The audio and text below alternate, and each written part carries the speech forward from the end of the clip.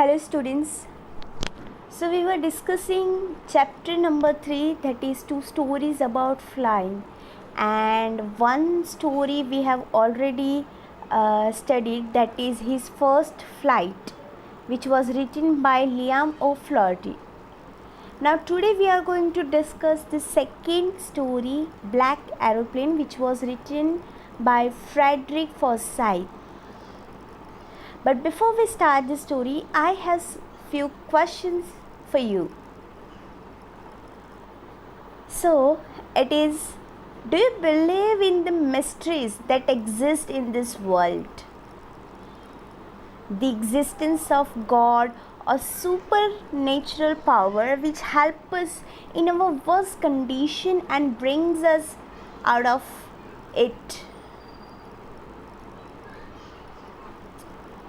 Maybe no, maybe yes.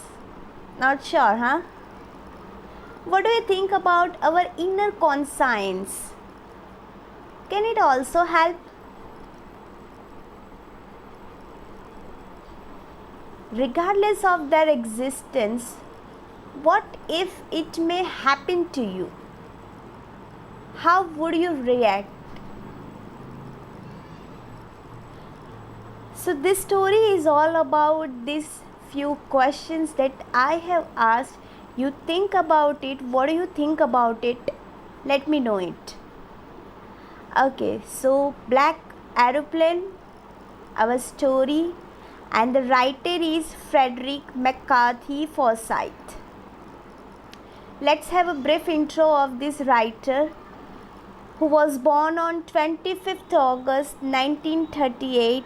That means he is still alive, and he is an English author, journalist, former spy, and occasional political commentator.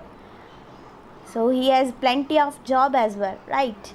He is best known for his for the thrillers such as The Day of the Jackal, The Odessa File, The Fourth Protocol, The Dogs of War, The Devil's Alternative, The Fist of God, Icon, The Veteran, Avenger, The Afghan, The Cobra, and The Kill List.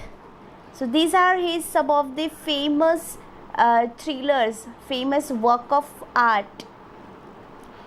And he was the youngest pilot of Royal Air Force, joining at the age of 19. So he was very young when he started this to fly this plane. And he then became a journalist and worked for Reuters in several European capitals. Reuters is a news agency, so he worked there in several European capitals. So now he is a thriller author, and his books have been sold over 35 million times worldwide. So he is a very prolific writer. Forsyth's works frequently appear on bestsellers list. So it's his achievement, and more than a dozen of his titles have been adapted to film. And by 2006, he had sold more than 70 million books in more than 30 languages. So that is what the brief introduction of this writer, Frederick McCarthy Forsyth.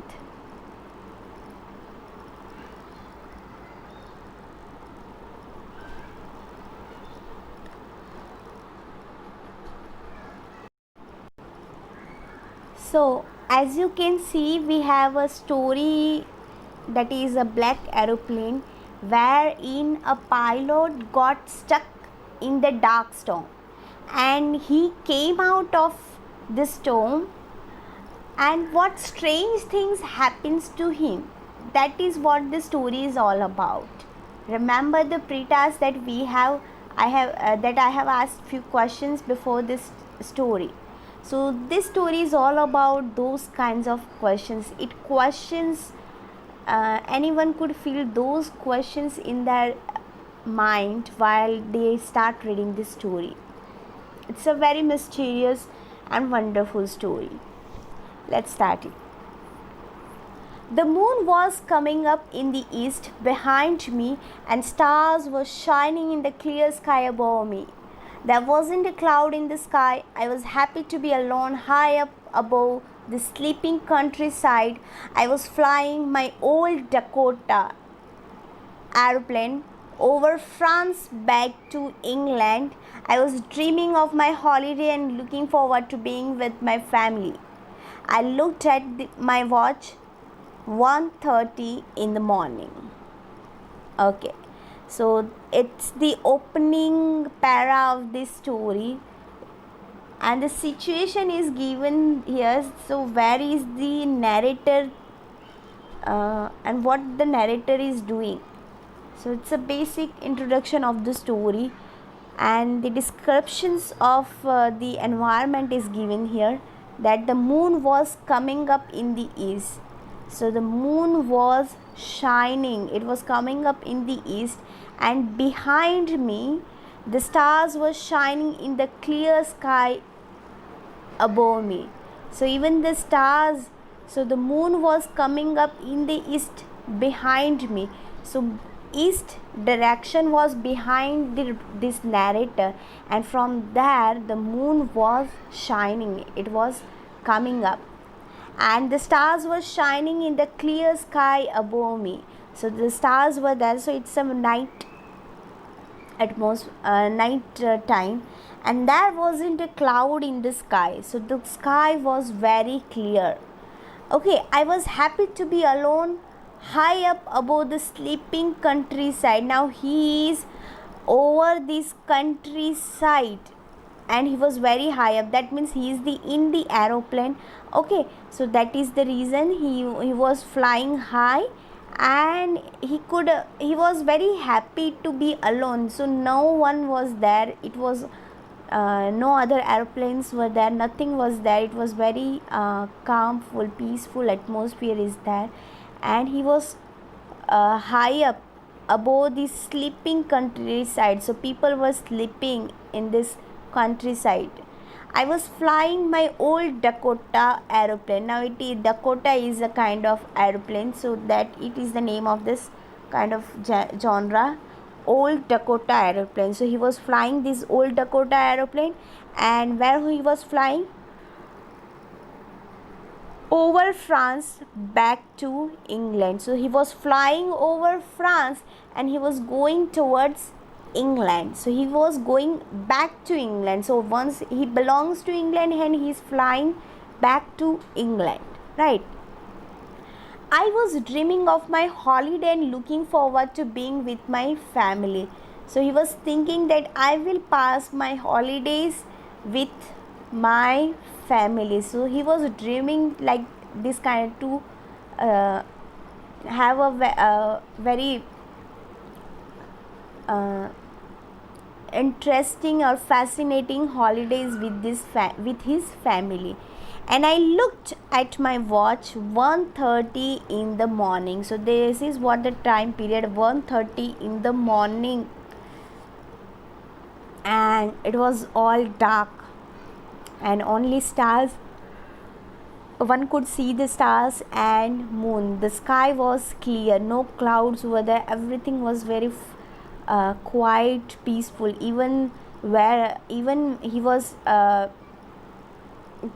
flying over this countryside where the people were even sleeping. So everything is very peaceful and very calmful. And he was going back to England, and he went and he came over to his plane was flying, he was flying over France. Okay,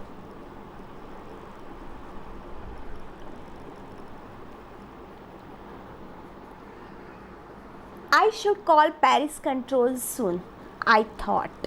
Now he's thinking that I should call Paris control soon. As I looked down past the nose of the aeroplane, I saw the lights of a big city in front of me. I switched on the radio and said, Paris control, Dakota DS-088 here. Can you hear me? I'm on my way to England. Over. The voice from the radio answered me immediately. DS-088, I can hear you. You ought to turn 12 degree west now, DA088 over. Okay, now what's happened here? So now he was just coming, he's gonna come back to England, and then he thought that I should call Paris control soon. So this it's like these signals, they have to give messages there where they to locate their location, and these controlled rooms are there, so they have to inform every now and then wherever they are near some control room, the areas on of that control, they have to pass on these messages. Okay, and they even help them to they even guide them, they even give them the directions and all such stuff. So he is thinking, so he was thinking about that I should call Paris control. And as I looked down past the nose of the aeroplane, nose, that means this part of this aeroplane, right? So when he looked past through this nose of the aeroplane, he saw the lights of the big city in front of me. So now he is very near to this Paris control, right? So that city was very near him. And so what happened, he switched on the radio and started this to give this message that Paris control, Dakota DS 088 088 here. So it is his name, right, name of this aeroplane. And what he's saying, can you hear me, I am on my way to England, over. So this is the message that he passed on, and immediately the radio even answered. And what was the answer? That I can hear you, you ought to turn 12 degree west now. So this control room is the person who is there at the control, they are giving the instruction that okay, we can hear you, you have to do this, right? So what they inform him that to turn 12 degrees west now. Okay, the message was, to complete the message they used to say over, so that indicates the message is complete, nothing is missing. I checked the map and the compass, that means the instrument for which tells us the directions, right? So I checked the map and the compass, switched over to my second and the last fuel tank, and turned the Dakota 12 degrees west towards England. I'll be in the time for breakfast, I thought, a good big English breakfast. Everything was going well. It was an easy flight. So now he checked the map after passing that message, and after receiving that answer, he checked the map and he even checked the compass to see the direction, and switch over to the second and the last fuel tank, most important. So now he has no more fuel, he was at the last fuel tank, and turn. So it has a second, that means this plane has the two fuel tank, one was completely over, now it was on the second tank, and which was the last fuel tank. Okay, and he turned the Dakota 12 degree west towards England as he was instructed, right, by the Paris control room. And what he thinks, that I'll be in time for breakfast, so I'll be in the time for breakfast, so he could be reach at the time for the breakfast, and a good big English breakfast. And everything was going well, it was an easy flight, so everything was in a perfect position. So, and he wanted to have breakfast with his family, so he was very fine, he was very cool, calm, because it was very easy flight. There wasn't any kind of hurdle he has faced up till now.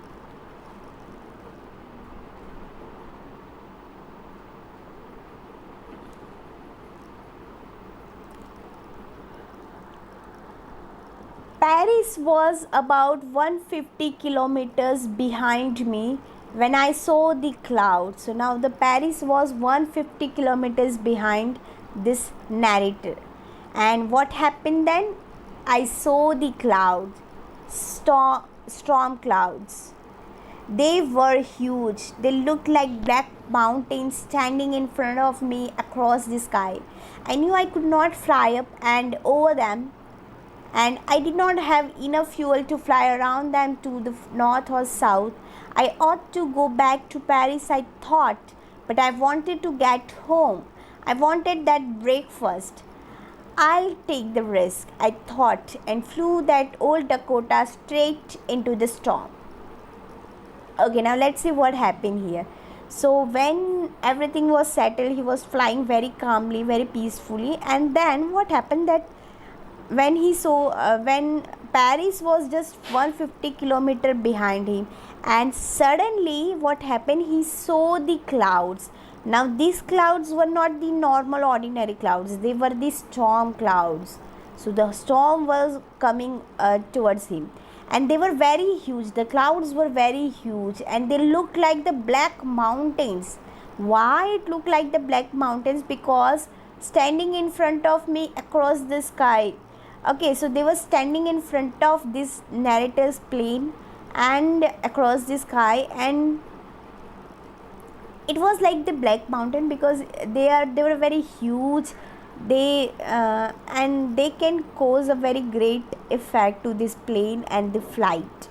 Okay, so that's the reason they are compared as a black mountains, but one could not fly around them. And now what happened, I knew I could not fly up and over them. So he could this narrator can't fly over those cloud, over those black clouds or a stormy clouds, because I did not have enough fuel to fly around them to the north or south. And he couldn't even fly around those clouds. He couldn't pass these clouds easily, flying towards north or south, because he hasn't that much enough fuel in his tank. It was on the last second fuel tank. Okay, so that's the reason he could not fly up or over them, or he could not even fly around them to north or south. So I ought to go back to Paris. So he should go back to the Paris. That is the only options for him. But I wanted to get home, and I wanted that breakfast. So he wanted to go home, and he want that English big breakfast, and that's the reason he has taken that risk. So I'll take the risk, he thought, and he flew that old Dakota. Now look at the condition of the plane. It's an old Dakota. Okay, it was very old, and he flew that old Dakota, straight into the storm. So now he is gonna face this storm, those big mountains, black mountains. Inside the clouds, everything was suddenly black. It was impossible to see anything outside the aeroplane. The aeroplane jumped and twisted in the air. I looked at the compass. I couldn't believe my eyes. The compass was turning round and round and round. It was dead. It would not work. The other instruments were suddenly dead too. I tried the radio. So now, when he came inside these clouds, everything was suddenly black. So he could not see anything. So everything was suddenly black, and it was impossible to see anything outside of the airplane. So he could not see anything outside of this aeroplane. Now the plane was old, so old aeroplane jumped and twisted in the air. So now it could not pass very easily that stormy cloud. Wherever the cloud is there, it makes this the plane jumped or twisted, or this kind of things happen. So the same thing happened here with this old aeroplane. And I looked at the compass. So he tried to look at the compass which can show the direction, because he could not see anything outside of those outside of this aeroplane. So he looked at the compass, but what happened, that compass, he could not believe my eyes. what happened? The compass was turning round and round and round. It was completely dead. So the compass is now dead. It was not showing any kind of direction. It was just pointing, it was just turning round and round. It was not pointing particular direction, and it was unbelievable, right, for the narrator. How can compass can be dead? So this is totally unbelievable out of the imaginations of this narrator. It would not work, so the compass is not going to work, and the other instruments were suddenly dead too. Now it is the totally mysterious things happen, right? Totally filmy, melodramatic things happens here, that the and everything is suddenly dead. And then he tried the radio, the last option for him. Okay, let's see what happened. Paris control, can you hear me? There was no answer. The radio was dead too. I had no radio, no compass, and I could not see where I was. I was lost in the storm. Then in the black clouds, quite near me, I saw another aeroplane. It had no lights on its wings, but I could see it flying next to me through the storm. Okay, now the mystery, this mysterious things doesn't end here. We have still mysteries. The mystery is waiting for us. Let's see. So now when he tried the radio, he tried to contact this Paris control, but there was no answer. That means the radio was dead too. So he could not get the signal, or the radio is dead, not functioning very well. Don't know, but the radio is now dead. And he had no radio, no compass, and he could even not see anything else outside of this plane. So now he was in the great trouble, and he was lost in this storm. He could not see anything. He was totally lost on this black clouds, because when he entered in this cloud, what happened? The plane was jumping, it was twisting, so he could not get the proper directions where to go. So then in the black clouds quite near me, suddenly these things happened. Then in the black clouds quite near me, I saw another aeroplane, but suddenly he saw the another aeroplane which has no lights on its wings, but I could not see it flying next to me through the storm. So now he could see the another aeroplane which has no lights on it, and I just wonder that, he was not able to see anything from outside of the aeroplane, because there was this very black clouds were there, so he could not see anything, and even this aeroplane hasn't light on it. So how this narrator say that I could see this black aeroplane? It's a mystery, right? Okay, let's see what happened if he saw any kind of aeroplane. Look at the picture, it was given there.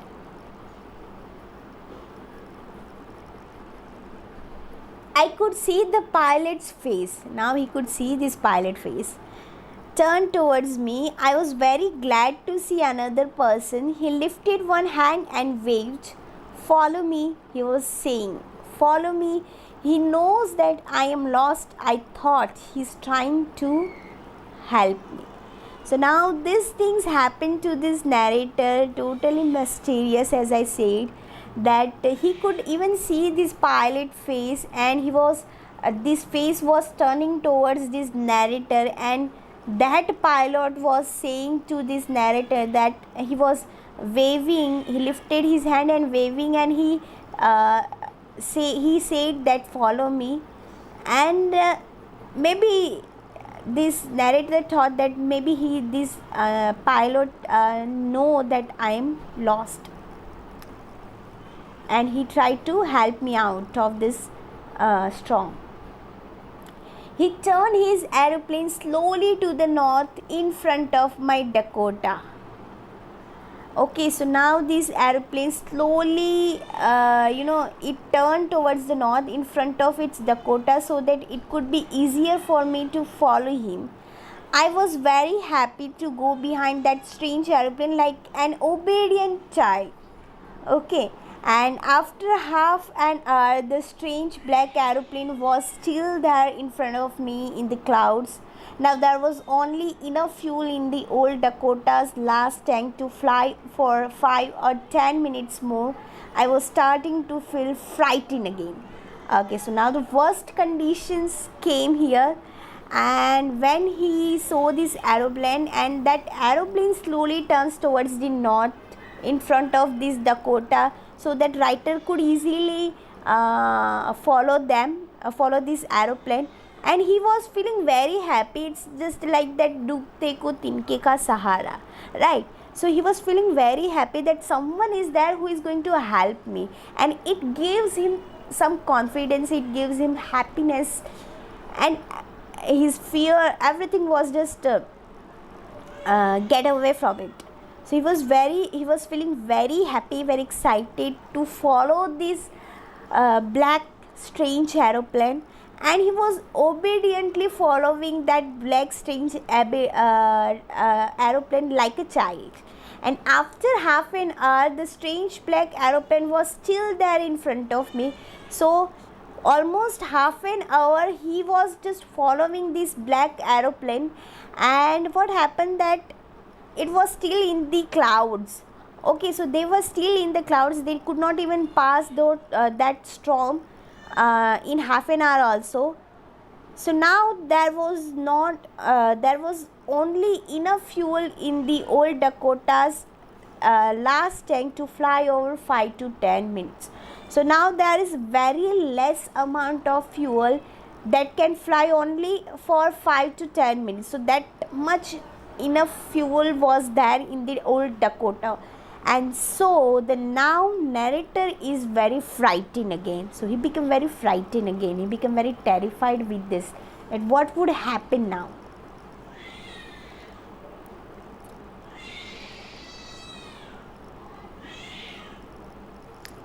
But then he started to go down, and I followed through the storm.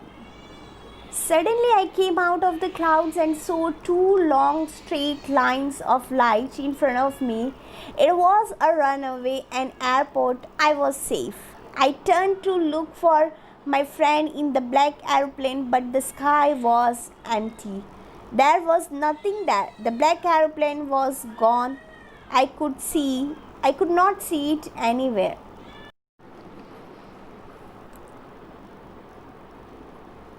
Okay, so now what happened that after flying for half an hour, this narrator got afraid that now that there is very less amount of fuel, it could fly only 5 to 10 minutes more. So he was very much afraid, but then he started to go down. This black strange aeroplane, it started to go down, and this narrator, as an obedient child, he even follow through that storm to that aeroplane only. And suddenly I came out of the cloud and saw two long straight lines of lights in front of me. It was a runway. So now finally he was safe. He could see these two lights in front of him, and it was the lights of runway, an airport. I was safe. I turned to look for my friend in the black aeroplane, but the sky was empty. So now when this goes down a bit, then he saw the runway, he saw the airport, and he felt a relief that finally he is safe. And he turned to look that pilot, his friend, and now but this what happened, the sky was empty, there was nothing there. So the that black aeroplane was gone. I could not see it anywhere. So he could not find this black aeroplane, it was nowhere. So now where it goes, let's see the next.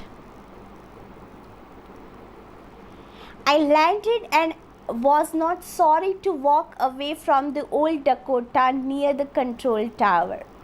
I went and asked a woman in the control center where I was and who the other pilot was.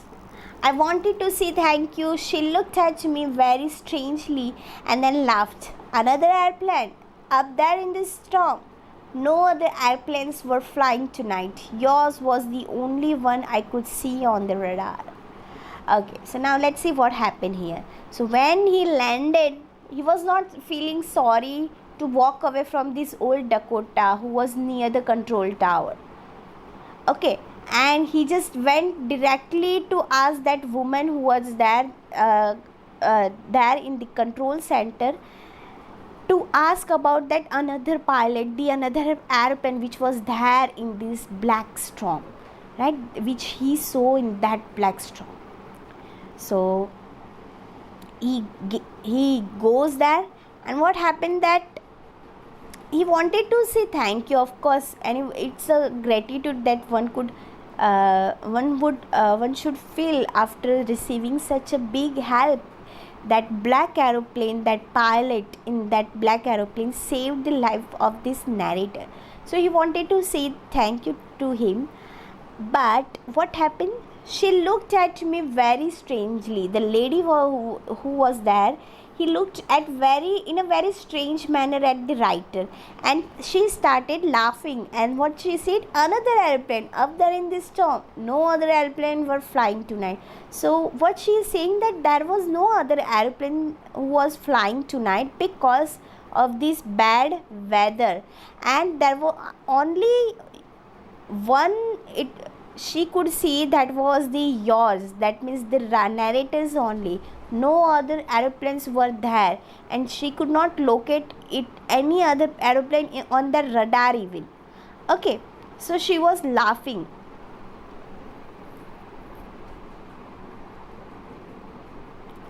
So who helped me to arrive there safely without a compass or a radio and without any more fuel in my tanks? Who was the pilot in the strange black aeroplane flying in the storm without lights? So these are the questions that astonished this narrator, that what happens, who was there who helped him to arrive very safely without compass, because his compass was not working, the radio was not working, he could not see anything outside of the airplane. So who was that pilot who helped him? And even he hasn't enough fuel in his tank even. And who was that pilot which was riding on that black strange aeroplane flying in the storm without lights? So there was not a light in that aeroplane, and still he could see that things. So it's like a dream, it's like mysterious things that ever happen to this narrator.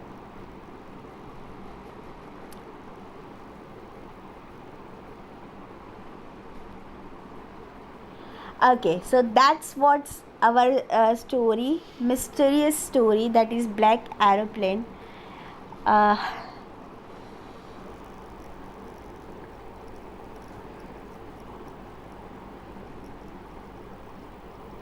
I don't know whether you believe in this miracle, this kind of things happens or not. Share me your experience if this kind of thing ever happened to you. I know it looks very, it is very funny, it's very amusing. No one would believe this kind of things, but maybe this kind of things still exist in the world, and that is what we call it miracle. Anyways, here we have some question answers, and after that we will complete this story. So the very first question is here.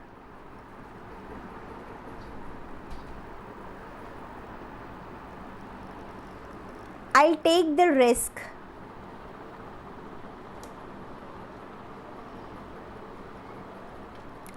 What is the risk? Why does the narrator take it? Now, what was the risk? The risk was that to fly through that black storm clouds and the narrator took that risk because his home was calling him.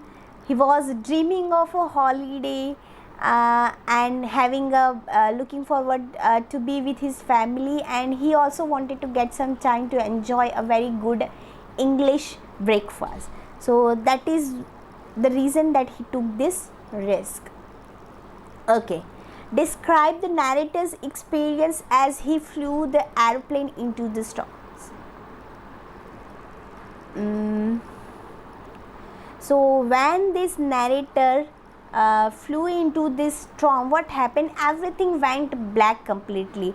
It was impossible to the narrator to see anything outside of the plane, and the plane even started jumping and twisting in the air.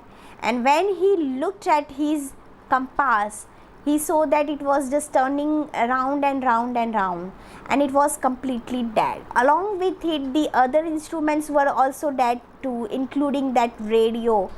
Okay, so it was also dead.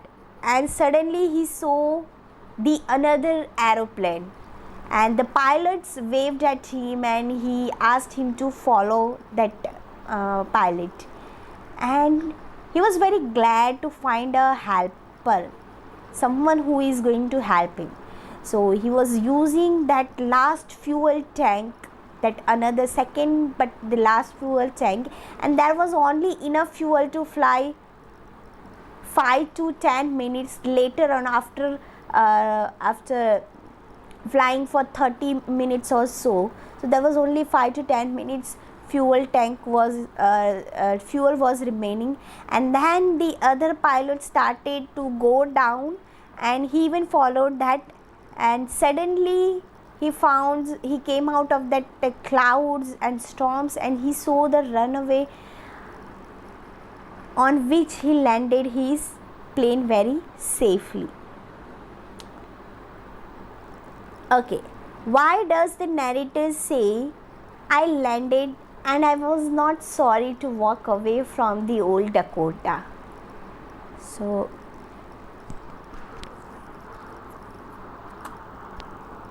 after landing this old Dakota, he did not feel sorry to walk away from this old Dakota, because he had a very horrific and very scary experience flying that plane, and he was very happy that he had landed the plane very safely, and that is why he was not sorry to walk away. And second thing is that instead he also wanted to know where he was and who the other pilot was. So he wanted to thank to that pilot even. Okay, next. What made the woman in the control center look at the narrator strangely?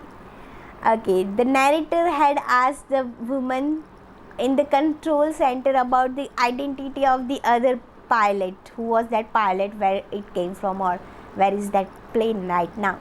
So she looked at him very strangely, in a very strange manner, as there was no other plane in the storm, and she told him that no other plane was flying that night, and he was the only his plane was the only plane who could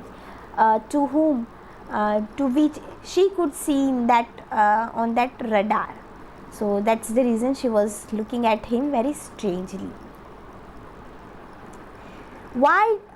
Who do you think helped the narrator to reach safely? Discuss this among yourselves and give reasons for your answers.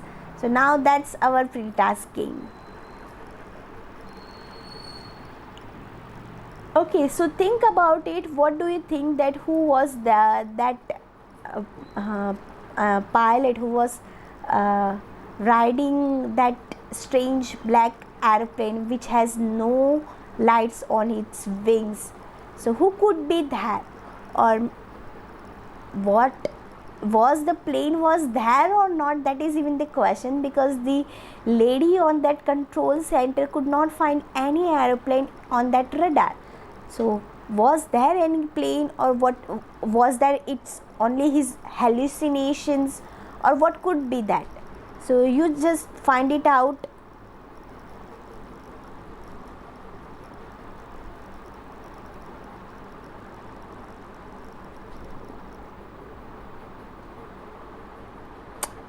Okay, here I have another exercise, that is FIB. Okay, let's see. Options are given there, and I have make sure that I haven't given answer here. Okay, let's see.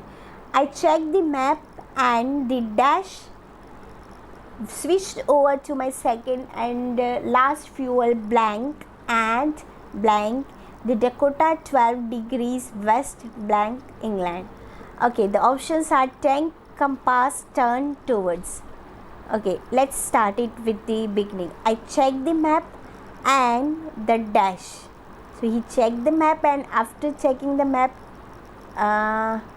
it could also check the compass. I think compass would be there. And switch over to my second and last fuel tank. So second answer is tank. And